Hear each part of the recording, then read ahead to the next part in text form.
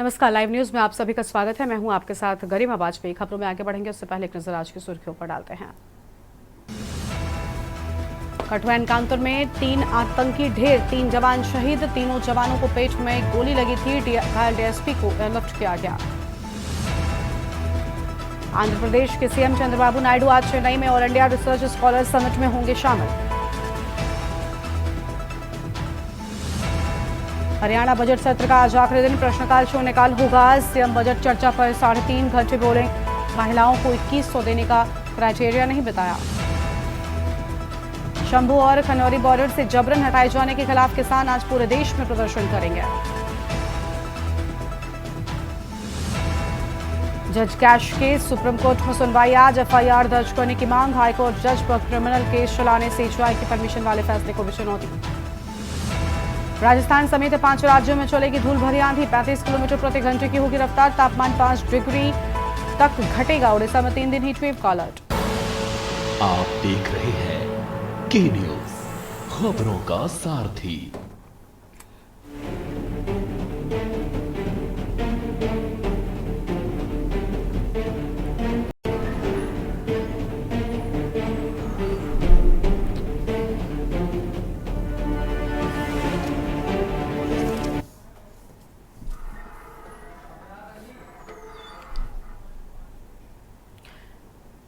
रुक करते हैं खबरों की ओर। अलविदा की नमाज और यूपी में हाई अलर्ट। पूरी तरीके से यहां पर अलर्ट नजर आ रहा है। यह हम खबर आपको बता दें, जहां पर अलविदा की नमाज को लेकर अलर्ट यूपी में देखने को मिल रहा है। पुलिस महकमे को खास तरीके से सतर्क रहने की बात कही गई है। उत्तर प्रदेश में अलविदा की नमाज के मौके पर पूरे सूबे की पुलिस अलर्ट पर है और सभी जिलों में सड़क पर नमाज न होने देने के लिए पुलिस प्रशासन मुस्तैद है। लखनऊ में अलविदा की नमाज को लेकर सुरक्षा के विशेष इंतजाम किए गए हैं। 94 ईदगाह और 1210 मस्जिदों में आज अलविदा की नमाज पढ़ी जाएगी। पुराने लखनऊ को 5 जोन 18 सेक्टर्स में बांटा गया है। 64 हॉटस्पॉट भी चिन्हित कर लिए गए हैं और आपको बता दें कि जहां पर विशेष सुरक्षा के इंतजाम किए गए हैं। प्रमुख मार्गों पर सीसीटीवी कैमरे लगाए गए हैं। सुरक्षा के लिए लखनऊ में 12 राजपत्रित अधिकारी, 9 कंपनी पीएसी भी लगाई गई है। मेरठ, सहारनपुर, संभल, मुरादाबाद, बदायूं, गाजियाबाद, नोएडा, हापुड़, प्रयागराज, कानपुर, इन सभी जगहों पर और इसके साथ ही कई अन्य जगहों पर भी प्रदेश के 42 जिलों के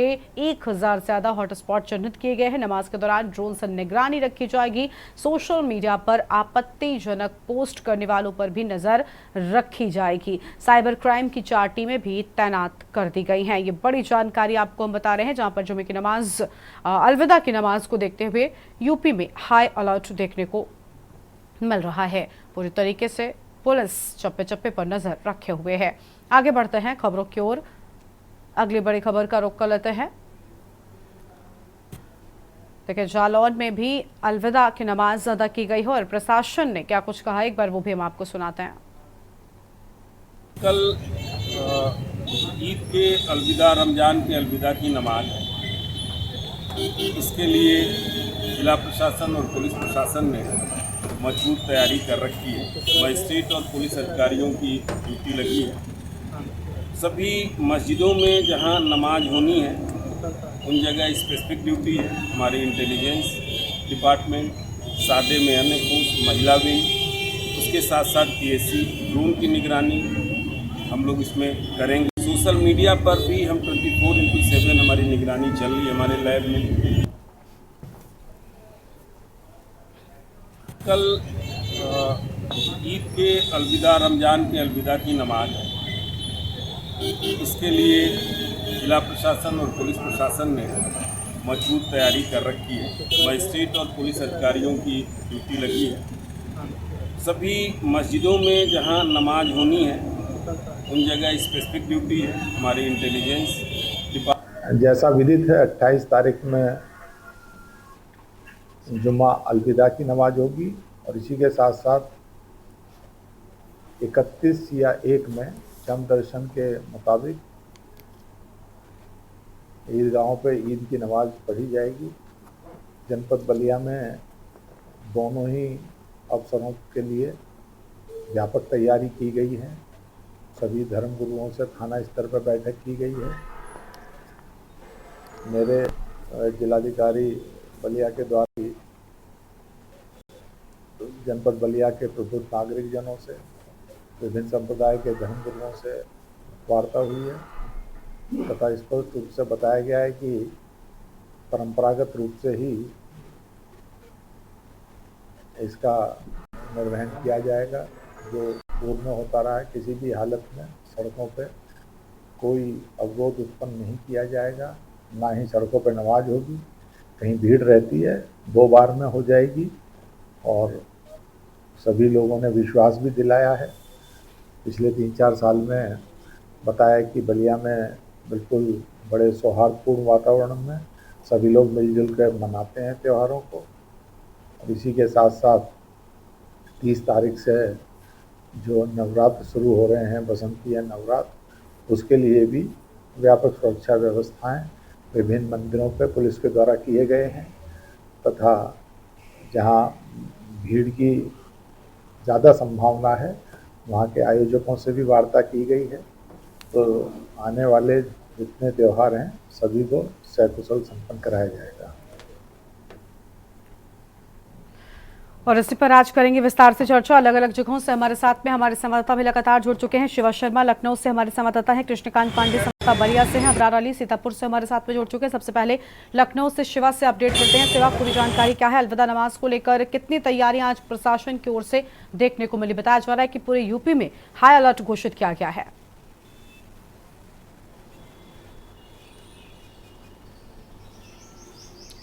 देखिए गरिमा, रमज़ान का महीना चल रहा है और आखिरी जुमे की नमाज है जिसको अलविदा की नमाज के रूप में कहा जाता है। और आज प्रशासन के लिए बड़ी चुनौती है कि अलविदा की नमाज को सकुशल संपन्न कराया जाए।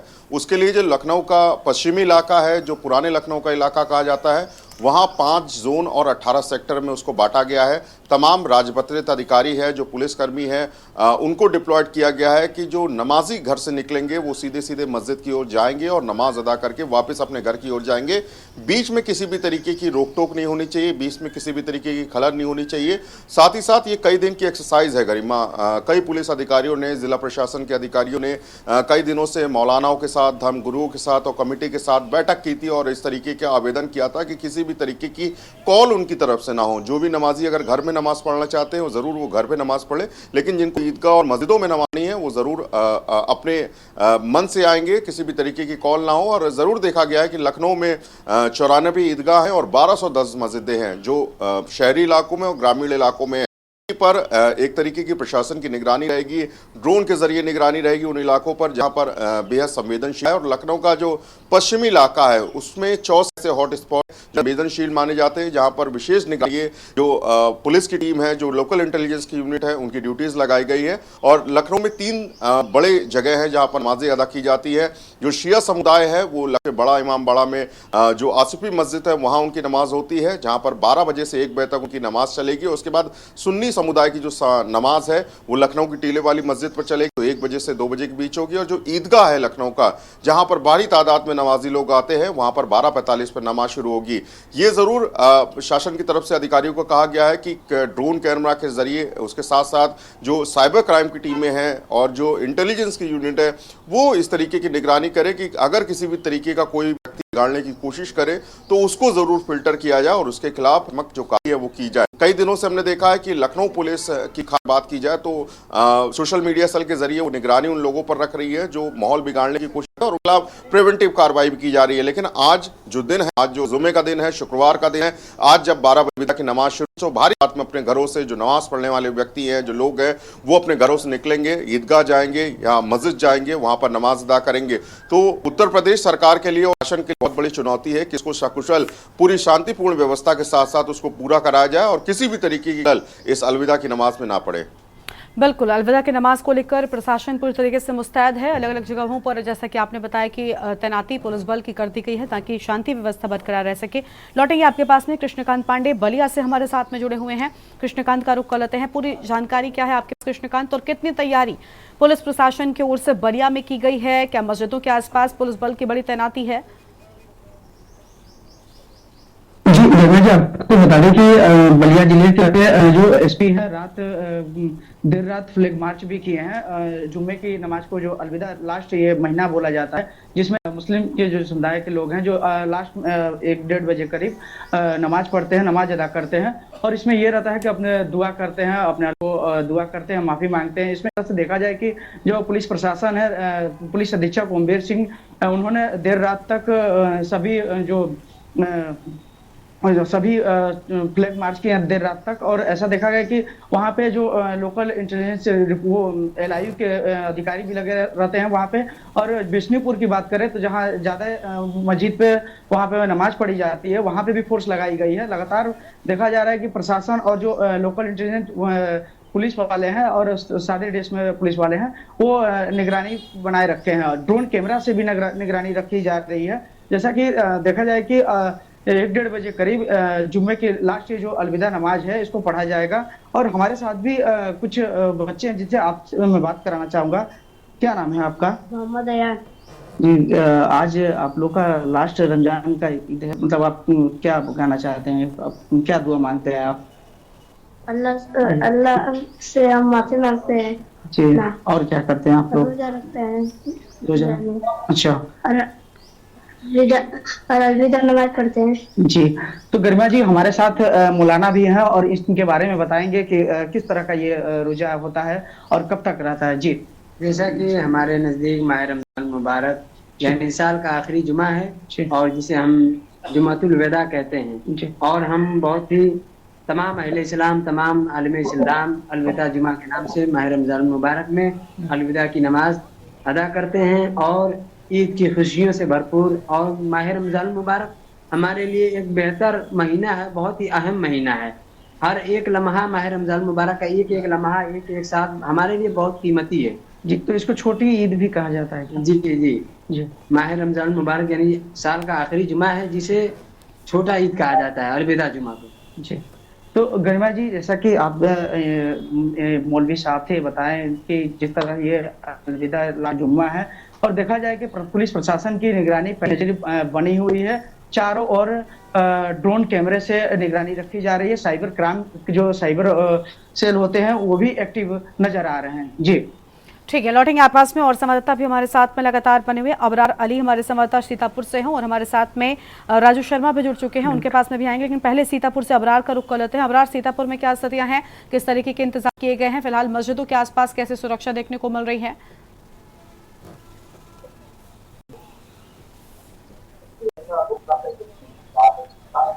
कई सुरक्षा के इंतजाम किए गए हैं। यहाँ पर पुलिस अधीक्षक चक्रेश में द्वारा बताया गया है कि हर मस्जिदों पर कड़ी सुरक्षा व्यवस्था के इंतजाम किए गए हैं। इसके अलावा जो धर्मगुरु हैं उनसे बातचीत कर ली गई है कि कोई भी ऐसी अफवाह न फैले और ऐसे कोई अराजकता जो अगर दिखता है तो तुरंत पुलिस सूचना दे। तो कहीं ना कहीं सीतापुर पुलिस पूरी तरीके से है तो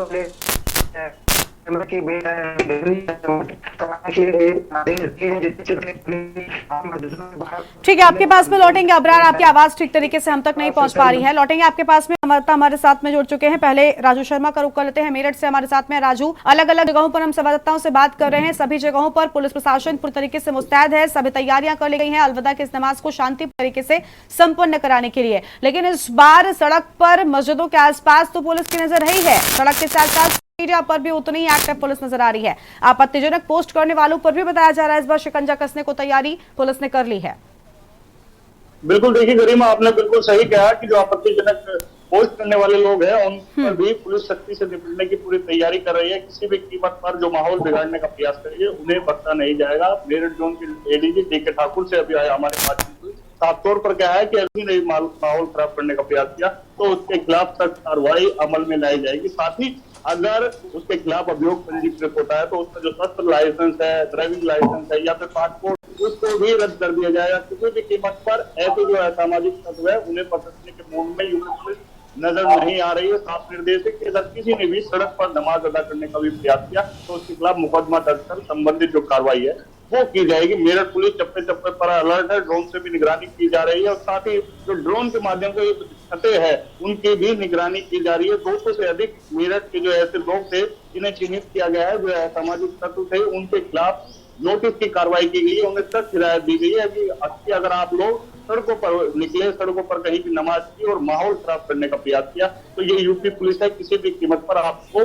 बकसने नहीं वाली है। तो कहीं ना कहीं पुलिस अलर्ट है और साफ तौर पर निर्देश दिया है कि अगर माहौल खराब करने का प्रयास किया तो आपको जो हर्जाना है उसका भरना पड़ेगा, उसकी सजा भी आपको झेलनी पड़ेगी। फिलहाल मैं आज अलविदा जुम्मा है और उसको लेकर पुलिस प्रशासन अलर्ट है। शांतिपूर्ण तरीके से नमाज सकुशल संपन्न कराने की जो जिम्मेदारी है मेरठ के तमाम अधिकारियों पर है और भारी पुलिस फोर्स का जो अमला है मदरसों, मस्जिदों और सड़कों के आसपास तैनात किया गया है। साफ तौर पर कहा गया है कि अगर कहीं भी नमाज सड़क पर अदा की तो उनके खिलाफ सख्त कार्रवाई अमल में लाई जाएगी। गरिमा, ठीक है, लौटेंगे आपके पास में। हमारे साथ में शीरब चौधरी भी जुड़ चुके हैं, अमरोहा से हमारे संवाददाता हैं। शीरब, पूरी जानकारी क्या है? अमरोहा में अलविदा की नमाज को लेकर पुलिस किस तरीके से अलर्ट है, कितनी तैयारियां हैं और शांतिपूर्वक तरीके से कैसे इसे संपन्न कराने का प्रयास जारी है?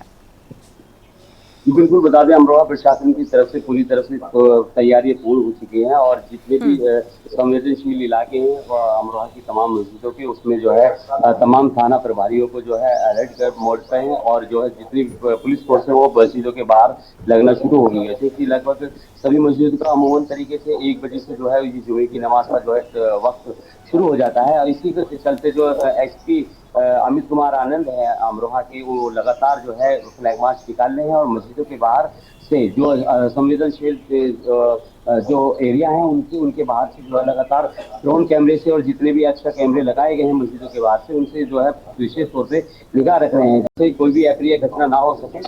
और इसके अलावा जो है तो यहाँ जुमा मस्जिद है, उनके जो कमेटी के सदर हैं और उन्होंने एक पत्र जारी किया है, उसमें उनका साफ तौर पे कहना है कि जुमा अलविदा के दिन लोग जो है ज़्यादातर वो पैदल मार्ग से आए और बाइकों से ना आए, जिससे कि बाइकों से कोई ऐसी कोई भगदड़ ना मच जाए या कोई ऐसा कोई मामला ना सामने आए और अपने घर तो अपने घर से मस्जिदों तक शांतिपूर्ण तरीके से आए और नमाज अदा करके अपने घर पहुंचे। ऐसी अपील जो है लगातार एसपी अमरोहा जगह जगह फ्लैग मार्च करके और अपने थाना प्रभारियों को निर्देशित करके जो है करवा रहे हैं।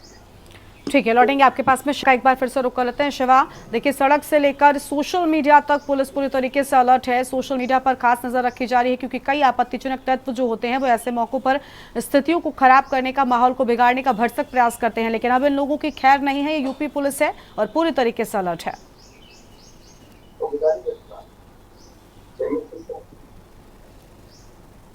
देखिए गरिमा, सोशल मीडिया एक ऐसा प्लेटफॉर्म है जो कम समय में ज़्यादा तक संदेश पहुंचाने में एक बहुत बड़ा प्लेटफॉर्म होता है और उसी की निगरानी के लिए सोशल मीडिया सेल की जो टीमें होती हैं, जो चाहे पुलिस मुख्यालय की तरफ से ऑपरेट की जा रही हो या ज़िला स्तर से ऑपरेट की जा रही हो, उन सभी को पहले से अलर्ट कर दिया गया है कि जो तमाम एक्स के जो ट्विटर हैंडलर्स हैं, जो फेसबुक अकाउंट है, जो इंस्टाग्राम अकाउंट है, उन सब पर निगरानी रखी जाए और बाकायदा इसके लिए एक लिस्ट तैयार होती है कि कौन कौन से ऐसे लोग हैं जिनकी कॉल पर एक भीड़ इकट्ठा हो सकती है या उनके मैसेज पर एक माहौल बिगड़ सकता है। उन सबकी निगरानी होती है और उसके साथ साथ लोकल इंटेलिजेंस यूनिट को भी बहुत सतर्क रखा जाता है कि उनका जो कोऑर्डिनेशन है वो सिविल पुलिस से कनेक्ट रहे। जो स्थानीय फोर्स है, जो थानों की फोर्स होती है, जो SHOs होते हैं, ACP होते हैं, जो राजपत्रित अधिकारी होते हैं, उन सबका कोऑर्डिनेशन होना चाहिए कि किसी भी तरीके का अगर स्प्रेड होता है मैसेज तो उस पर तत्काल किस तरीके की कार्रवाई करनी चाहिए और आपस का कोऑर्डिनेशन है। इसीलिए हर बार ये निर्देश में शासन की तरफ से कहा जाता है कि सोशल मीडिया प्लेटफॉर्म को बहुत अच्छी तरीके तैयार किया जाए, उस पर निगरानी के लिए एक्सपर्ट्स को बैठाया गया।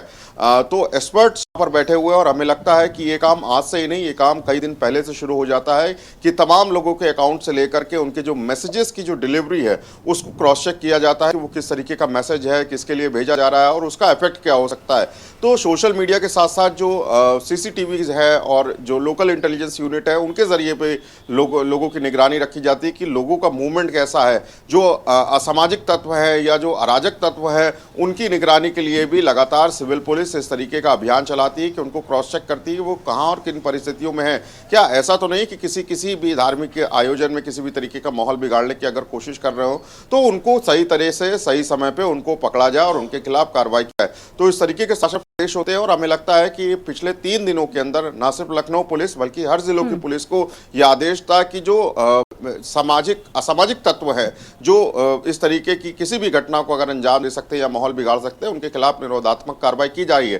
तो सोशल मीडिया प्लेटफॉर्म के जरिए पुलिस जरूर सतर्क है। साइबर सेल की इस बार यूनिट को बहुत ज्यादा सतर्क पर रखा गया है। साइबर सेल में ये कहा जाता है कि जो भी उनको डेटा चाहिए होता है वो एडवांस रिकवरी के तौर पर वो कंपनियों से डेटा मांगते हैं और उसको क्रॉस चेक करते हैं, क्योंकि कई बार ऐसा देखा गया है कि मैसेज सेंड करके उसको डिलीट भी कर दिया जाता है। तो उस डेटा की रिकवरी को, उस मैसेज में था क्या, इसकी जांच के लिए, इसकी गोपनीयता को समझने के लिए साइबर सेल की टीम एक्सपर्ट होती है। तो इन सभी चीजों के लिए सभी लोगों को लगाया गया है और हमें लगता है कि अलविदा की नमाज जैसे पिछले साल में सकुशल संपन्न हुई थी और इस बार भी बिल्कुल साफ तौर पर पूरी तरीके से खास तकनीकी का इस्तेमाल कर नजर रखी जा रही है।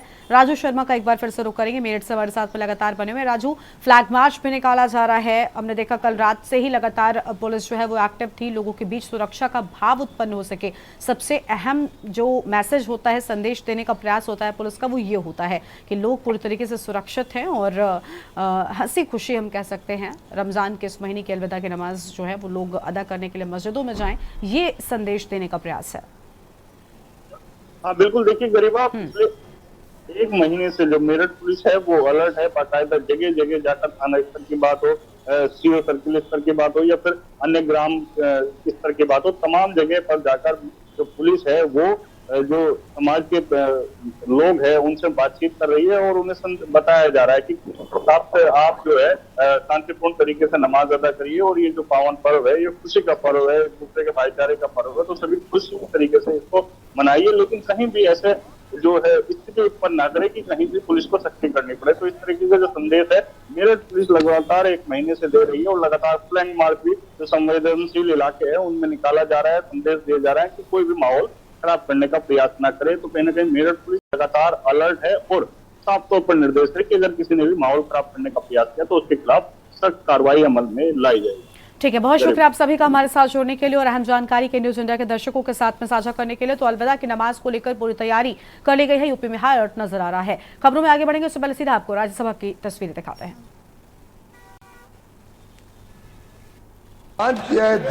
देश के वीरों का और उसके ऊपर अमर्यादित जो उन्होंने वाक्य कहा वो पहली बात कहना ही गलत था, पर जैसा आपने ठीक कहा उसके बाद उसको दोहराना, to assert it second time over, to say on television so that the whole world sees it। देश नहीं पूरी दुनिया देख रही है। आज हमारा सदन हो, हमारा पब्लिक डिस्कोर्स हो, पूरी दुनिया में उसकी गूंज उठती है।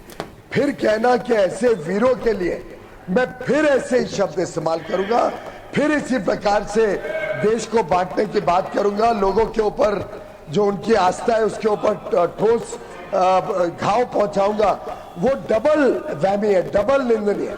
लेकिन सर एक तो वो पहलू है, उसके ऊपर तो कोई कुछ कह नहीं रहा है, ना लीडर ऑफ ऑपोजिशन, ना सुमन जी खुद, ना राम गोपाल जी। लेकिन अध्यक्ष जी ये भी इक्वली निंदनीय है कि लीडर ऑफ द ऑपोजिशन इतने वरिष्ठ राजनेता होने के बावजूद इसको एक ऐसा ट्विस्ट देने की कोशिश कर रहे हैं जो बार बार ये करते हैं।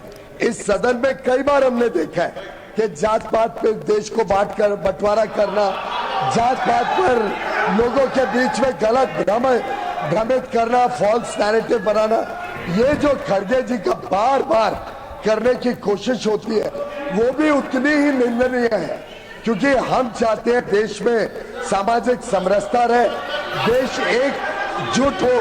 लेकिन ये जो इनकी मंशा है, ये मंशा भी आज एक्सपोज हुई है और मैं समझता हूँ माननीय अध्यक्ष जी, अब समय आ गया है दुनिया को, देश को इस सदन से एक मैसेज जाए, इस सदन से एक आवाज गूंजे कि पूरा सदन एक आवाज में, एक स्वर में रामजीलाल सुमन जी के वाक्य को, उनके जो बात उन्होंने कही है उसको कंडेम करता है, उसको निंदनीय मानता है और पूरा सदन एक आवाज में दुनिया को बताए कि ये देश की ताकत, हमारी एकता और एकजुटता पे कोई व्यक्ति आहत नहीं पहुंचा सकता। ये कंडेम करने का दायित्व आपकी अध्यक्षता में इस पूरी रामजीलाल सुमन, श्री रामजीलाल सुमन।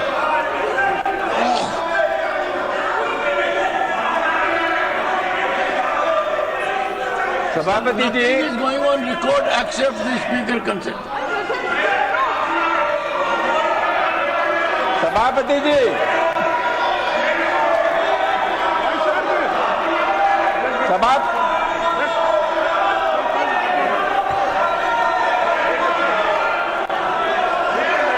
सभापति आओ साहब बोले The house is adjourned to meet at noon today. कहाँ खुलना है? तो राज्यसभा की कार्यवाही को फिलहाल हंगामे के चलते स्थगित कर दिया गया है। तस्वीर आपको हम दिखा रहे हैं। राज्यसभा की कार्यवाही को फिलहाल स्थगित किए जाने की बात सामने आई है। जोरदार हंगामे के चलते राज्यसभा की कार्यवाही को स्थगित किया गया है। तस्वीर आपको हम दिखा रहे थे जहां जोरदार हंगामा लगातार जारी था और राज्यसभा की कार्यवाही को फिलहाल के लिए स्थगित कर दिया गया है।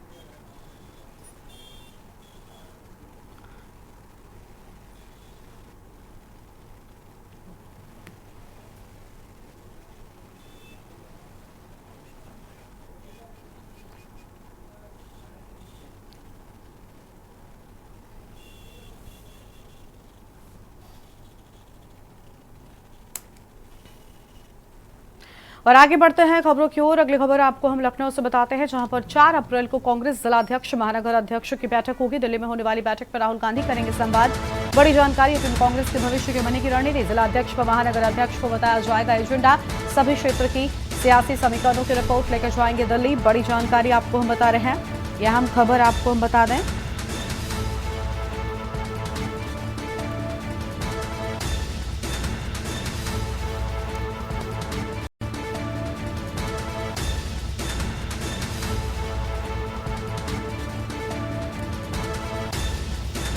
बैठक को लेकर अहम जानकारी। जिलाध्यक्ष व महानगर अध्यक्ष को बताया जाएगा एजेंडा। अहम खबर आपको हम बता रहे हैं।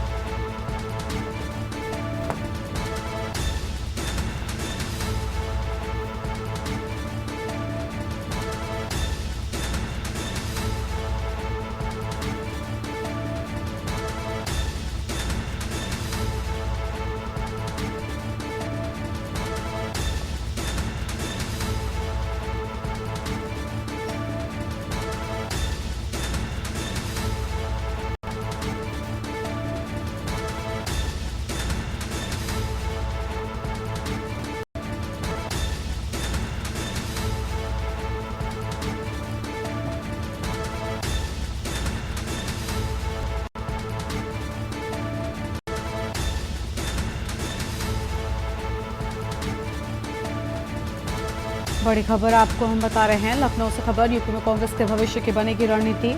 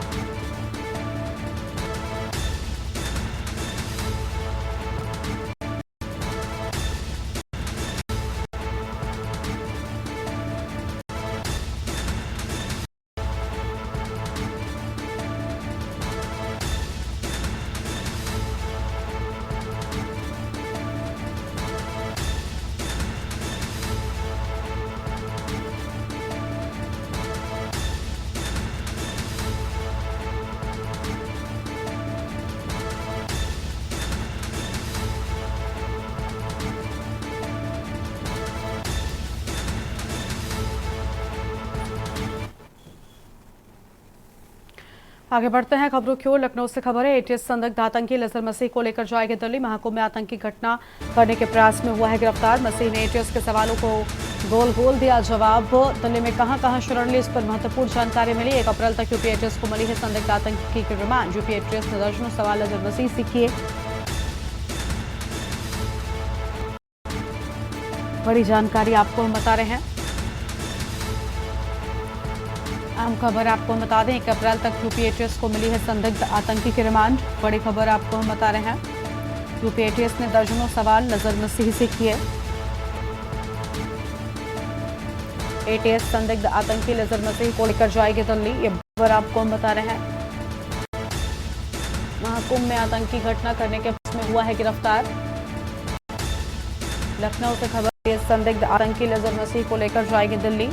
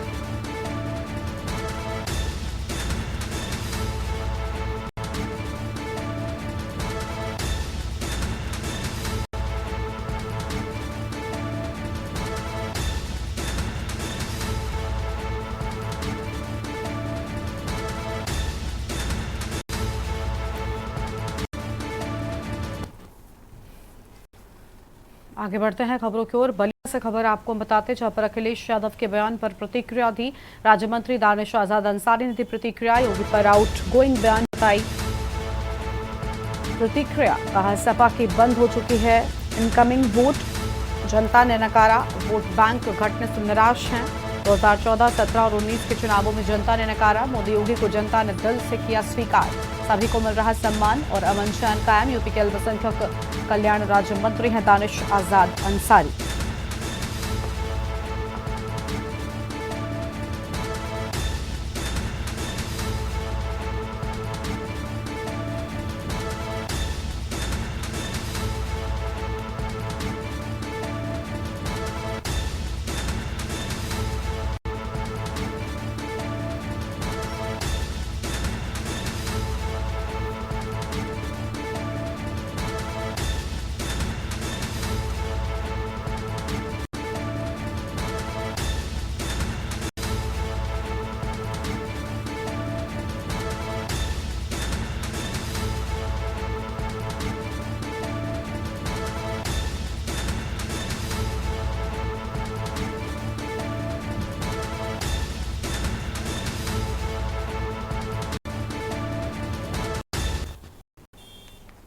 आगे बढ़ते हैं खबर। अगले बदायूं से 2 सिपाही करने का आरोप लगा, घर में घुसकर सिपाहियों पर पत्नी से रेप करने का आरोप था। की कार्रवाई न करने पर पीड़ित ने कोर्ट में ली शरण। कोर्ट ने पुलिस को जांच कर आख्या प्रस्तुत करने के आदेश दिए। एक सिपाही पर लगा आरोपित को संरक्षण देने का आरोप। उगैती थाना क्षेत्र के एक गांव का पूरा मामला सामने आया है।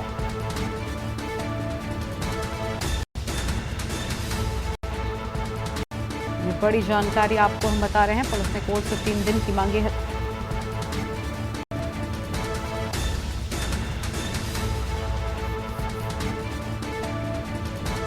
बदायूं से खबर आपको बता दें, सिपाही पर आरोप की बात सामने आई।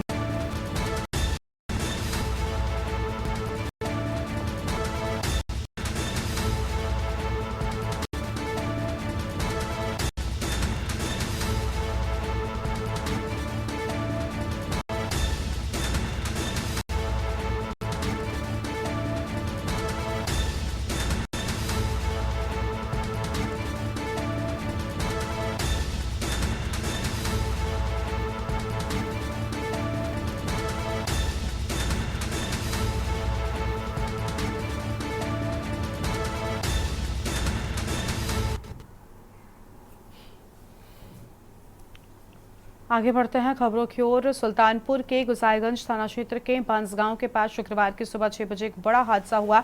सीमेंट लदी ट्रक जो कि सुल्तानपुर से कादेपुर जा रही थी अनियंत्रित होकर एक पेड़ से टकरा गई। इस हादसे में ट्रक ड्राइवर और एक मजदूर की मौके पर ही मौत हो गई, जबकि 2 अन्य मजदूर गंभीर रूप से घायल हो गए हैं। घायलों को राजकीय मेडिकल कॉलेज इलाज के लिए भेजा गया, जहां पर उनकी हालत नाजुक बनी हुई है। हादसे की जानकारी मिलते ही स्थानीय लोग मौके पर पहुंचे, लेकिन तब तक ड्राइवर और मजदूर की जान जा चुकी थी। ट्रक के इंजन में भी आग लग गई, जिसे फायर ब्रिगेड की टीम ने समय रहते बुझा दिया। ट्रक के परखच्चे उड़े थे और ड्राइवर व मजदूर का शव ट्रक में बुरी तरह से फंसा हुआ था, जिसे जेसीबी से बाहर निकाला गया। प्रभारी निरीक्षक गुसाईगंज अखिलेश सिंह ने राहत और बचाव कार्य की पुष्टि की और बताया कि हादसे में घायल राजकुमार और राम सजीवन को इलाज के लिए रेफर किया गया है। ट्रक ड्राइवर विश्वजीत मिश्रा व मजदूर ब्रजेश की मौत हो गई। दोनों को पोस्टमार्टम के लिए भेज दिया गया है।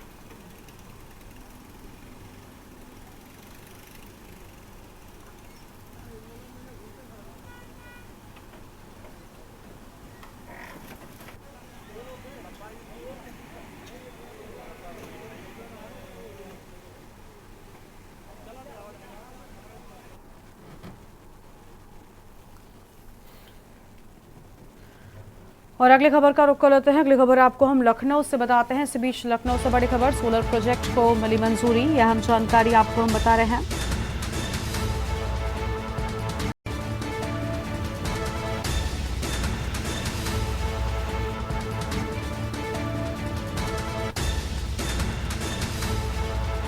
बिचौलिए द्वारा मांगी गई रिश्वत को लेकर हुआ था विवाद। बड़ी खबर आपको हम बता दें, कंपनी की शिकायत के बाद अभिषेक प्रकाश को थे निलंबित। लखनऊ से बड़ी जानकारी आपको हम बता रहे हैं।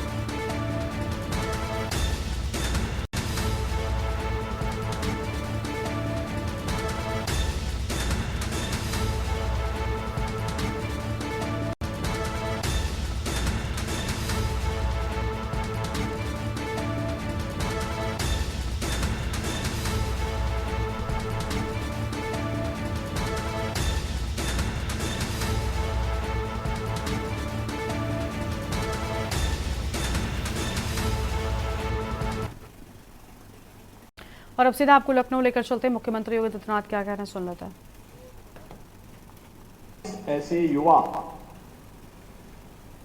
जिन्होंने अलग अलग प्रतियोगिताओं में भागीदार बनकर के आज यहां पर देश के किसी भी राज्य की सबसे बड़ी विधायिका में इस चर्चा का हिस्सा बनने के लिए आप आए हैं, ये सबसे पहले आपके लिए गौरव की बात होनी चाहिए। और इस गौरवपूर्ण क्षण के अवसर पर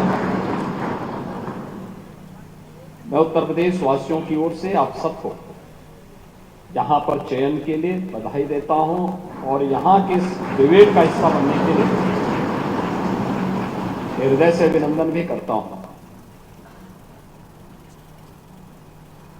भारत ने लोकतंत्र के जिस विधा को अपनाया है वह संसदीय लोकतंत्र है। इसके 3 पिलर हैं, विधायिका है, कार्यपालिका है और न्यायपालिका। ये 3 पिलर से ही देश की सारी व्यवस्थाओं का संचालन होता है। विधायिका वो मंच है जहां पर जनता के द्वारा चुने गए जनप्रतिनिधि नीति बनाने का काम करते हैं। उसकी चर्चा का विषय मंच ये होता है। देश के अलग अलग पृष्ठभूमि से जुड़े हुए जनप्रतिनिधि या राज्य के अंदर राज्य के अलग अलग क्षेत्रों से चुने गए जनप्रतिनिधि अपनी बातों को यहां पर रखते हैं। उसके लिए भी जो सत्र चलेंगे उसमें आपको मालूम होगा कि जो भी माननीय सदस्य है वहां पर आता है वह नियम के अंतर्गत ही अपनी बात को रख सकता है। उसके लिए भी अलग अलग नियम के अंतर्गत अलग अलग समय निर्धारित होता है प्रतिदिन का। उन मुद्दों को उन्हीं नियमों के अंतर्गत आपको विधानमंडल के सदन में प्रस्तुत करना है।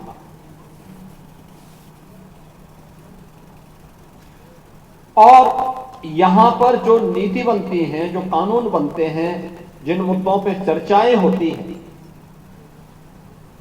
फिर वही सरकार के पास जाती हैं और कार्यपालिका उसको इंप्लीमेंट करता है, उसको लागू करने का काम करता है, उसको आगे बढ़ाने का काम करता है। कहीं भी नियम विरुद्ध कोई आचरण न हो, उसके लिए जनता के एक और मंच होता है जहां पर वह शासन के पास भी शिकायत कर सकता है। लेकिन अगर लगता है कि शासन अनसुना कर रहा है तो उसके लिए न्यायपालिका भी है। सामान्य रूप से अपराध होता है, उसको रोकने का दायित्व तो पुलिस के पास है। पुलिस कार्रवाई करती है, अपराधी को सजा देनी है तो न्यायालय उसको सजा देगा। सामान्यतः कोई व्यक्ति अपनी कंप्लेंट किसी भी पुलिस अधिकारी के पास थाने से लेकर के और प्रदेश स्तर पर उस प्रकार की व्यवस्था की गई है, या एक लेखपाल से लेकर के मुख्य सचिव के स्तर तक एक प्रशासनिक तंत्र जनता की सेवा में लगा रहता है। इस सब के बावजूद अगर कहीं पर किसी को लगता है कि नहीं, उसकी प्रॉपर सुनवाई नहीं हो रही है, वह जनप्रतिनिधियों के पास जाता है। वह भी उनके बारे में बोलता है कि भी नियम के अनुसार इसमें कार्रवाई होनी चाहिए। लेकिन उसके बाद भी उसके लिए एक मंच और खड़ा होता है कि वह न्यायपालिका में जाकर के अलग अलग स्टेजेस होते हैं उसके लिए, उसमें जाकर के अपनी बात को वहां पे रख सकता है। यानी ये तीनों एक दूसरे के विरोधी नहीं, तीनों एक दूसरे के पूरक हैं। एक नीति बनाने का काम करता है, यानी कानून भी बनाता है, एक उसको लागू करता है, और अगर कहीं पे कोई किसी प्रकार का कोई कंफ्यूजन है तो एक उसकी विवेचना करने का काम भी करता है, या उसके परिमार्जन के लिए आगे उस दिशा में प्रयास भी करता है। इसलिए इन तीनों को एक दूसरे के पूरक के रूप में मानना चाहिए। जब तीनों मिलकर के कार्य करते हैं तो सुशासन के लक्ष्य को प्राप्त करने में मदद मिलती है। और इसीलिए युवा संसद का उद्देश्य भी है ये नहीं कि आप केवल हर व्यक्ति केवल आज से शुरू कर दे कि अब तो मुझे नेता ही बनना है। नेता का मतलब एक नेतृत्व का गुण आपके मन में विकसित होना चाहिए। जीवन के किसी भी क्षेत्र में आप विधायिका के माध्यम से, आप कार्यपालिका के किसी तंत्र के रूप में भी काम कर सकते हैं।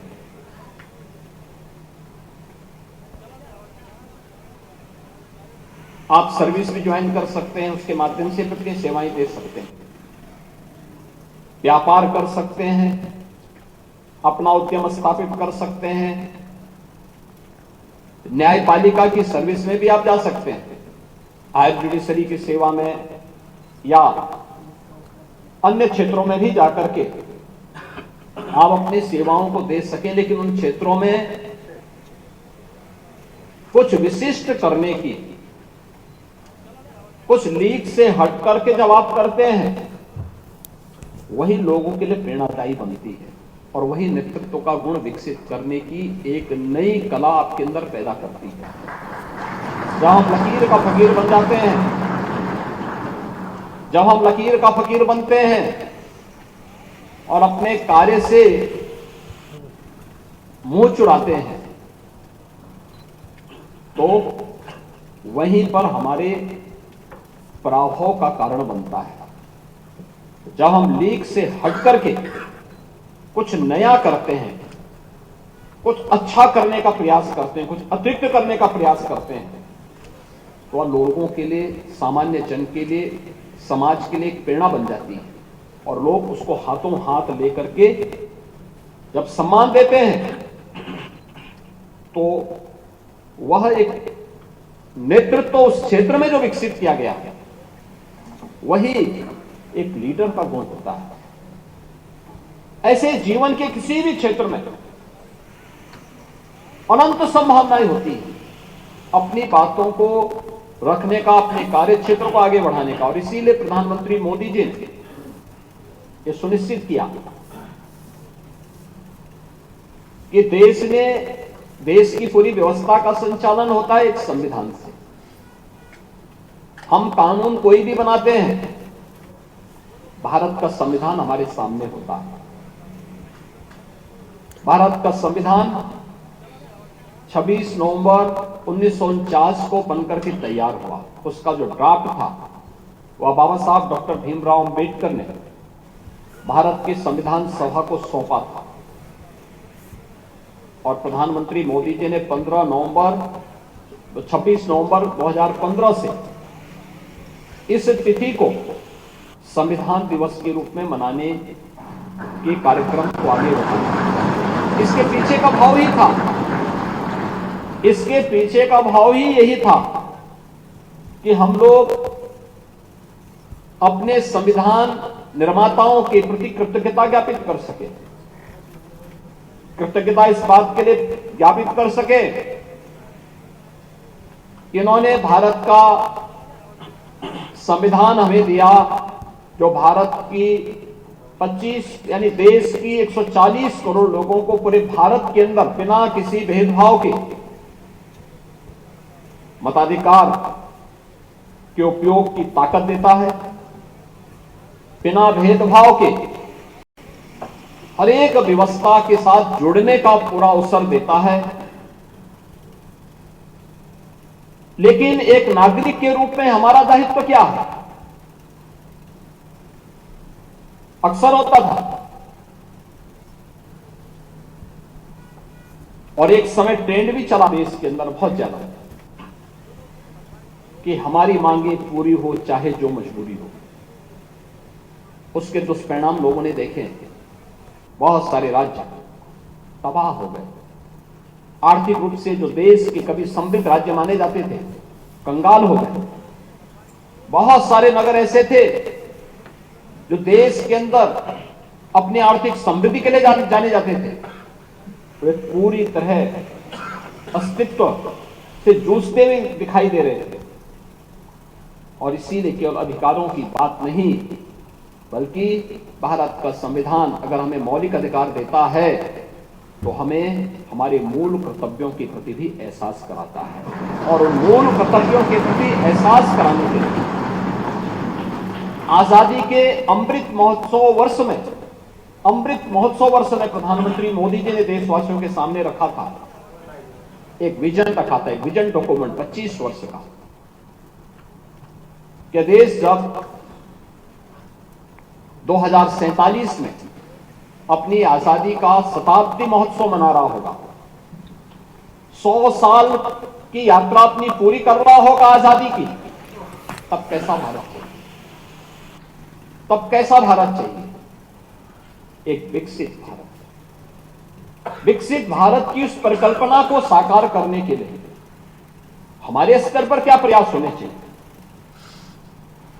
हमारे स्तर पर प्रयास होने हैं हर नागरिक के लिए पंच प्रण की बात प्रधानमंत्री मोदी जी ने की।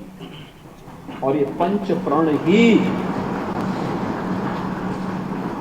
जिसमें विरासत के सम्मान से लेकर के अपने अपने कर्तव्यों के निर्वहन करने तक अलग अलग क्षेत्र से जुड़े हुए कार्यों को, किसी के साथ भेदभाव नहीं करना है, अपने विरासत का सम्मान करना है, अपने कर्तव्यों का पालन करना है।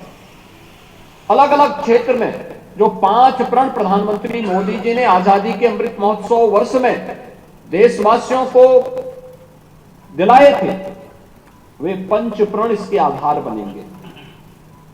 और उस पंच प्रण की आधारशिला को आगे बढ़ाने के लिए युवा शक्ति को हमें जागरूक करना होगा, क्योंकि जब ये देश अपनी आजादी का अमृत महोत्सव में वर्ष मना रहा होगा, तब आपकी उम्र वह होगी जो आज हमारी उम्र है।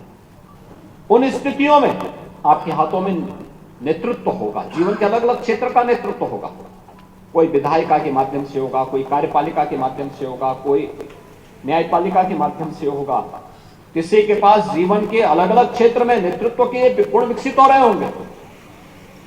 और याद रखना, नेतृत्व का गुण विकसित होने के लिए व्यक्ति का आचरण और उसका विचार, ये दोनों बहुत मायने रखता है। आचार और विचार में समन्वय व्यक्ति को हमेशा एक नई ऊंचाई को आगे ले चलने के लिए प्रेरित करता है। जब दोनों में विषमता होती है और जन विश्वास का प्रतीक नहीं होता। हमारा विचार सबसे पहले ऐसे होना चाहिए, किसी भी व्यक्ति के बारे में जानकारी लेनी हो, उसकी पृष्ठभूमि के बारे में जानकारी लेनी हो, उसका विचार आपको बता देगा। उसके विचार कैसे हैं, उसका आचरण बता देगा। इसमें समन्वय व्यक्ति को अंतःकरण से करना होगा। लेकिन आपका व्यवहार कैसे होना चाहिए समाज के प्रति, यह आपकी पृष्ठभूमि के बारे में बता देता है। एक छोटी सी कथा आती है। एक जंगल में एक दृष्टिबाधित व्यक्ति रहता था। वो जंगल में बैठ करके साधना कर रहा था। ऐसे भी दृष्टिबाधित था, कोई दूसरा उपाय था नहीं, तो उसी जंगल में रह करके कुटिया बना करके रहता था। जो लोग वहां से गुजरते थे कुछ दे देते थे, तो अपनी आजीविका चला लेता था। एक दिन एक राजा शिकार खेलने के लिए जंगल में गया। तो चलते चलते चलते चलते वह बहुत अंदर चला गया।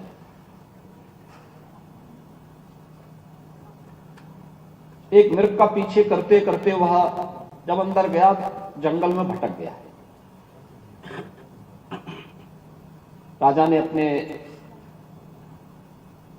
सैनिकों से कहा कि यार देखो, रास्ता ढूंढो, कैसे आगे निकलते हैं, और वो मृग किधर चला गया ये भी मालूम करो। तो सैनिक गए तो उनका मुकाबला उस वृद्ध दृष्टिबाधित व्यक्ति से होती है। तो वह व्यक्ति जब जाता है, सैनिक जाता है पहले, दृष्टिबाधित व्यक्ति को देख के कहता है कि का भाई सूरदास, तुमने कोई मृग को जाते हुए इधर से देखा है? तो उसने कहा भाई मैं कैसे देख पाऊंगा, मेरे पास खुद ईश्वर ने आंख ही नहीं दी है, दृष्टि ज्योति ही नहीं दी है, मैं कैसे बता सकता हूं। खैर, वह अभद्र व्यवहार करते हुए आगे बढ़ गया।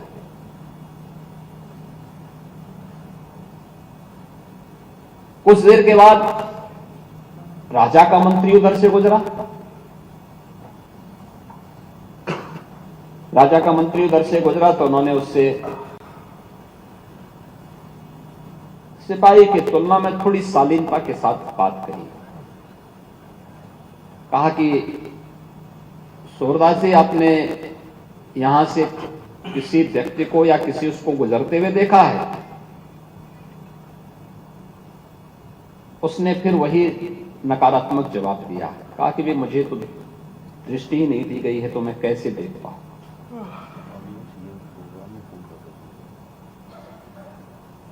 कुछ देर बाद वहां पे राजा पहुंचे। राजा वहां पहुंचे, कुटिया के पास गए, उन्होंने पहले उसे प्रणाम किया। प्रणाम करने के बाद उन्होंने उसको बड़ी शालीनता के साथ कहा बाबा जी, आप यहां कब से रहते हैं? और यहाँ कैसे आपकी आजीविका चलती है। लखनऊ से आप सुन रहे थे मुख्यमंत्री योगी आदित्यनाथ को, जिनकी ओर से अहम बातें कही गई हैं। इस बुलेटिन में इतना ही। तमाम बड़ी खबरों के लिए आप देखते रहिए के न्यूज़ इंडिया। नमस्कार।